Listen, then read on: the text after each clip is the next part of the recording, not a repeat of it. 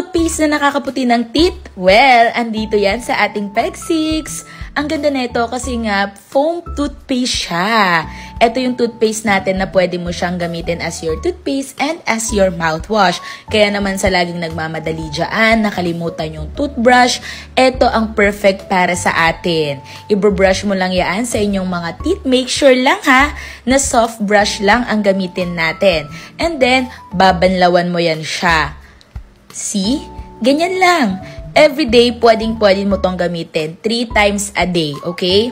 3 times a day dapat tayo nagtutoothbrush. O kaya naman, pagkatapos nating kumain. Next one is yung ating Chroma Gleam Color Corrector. Ito naman ang ganda nito kasi nga 2 minutes lang, instant teeth whitening ka na. I-brush mo lang yan sa iyong teeth at mag-wait ka lang dyan for 2 minutes. O diba? Perfect combo talaga ang Peg 6 toothpaste tsaka yung Chroma Gleam natin.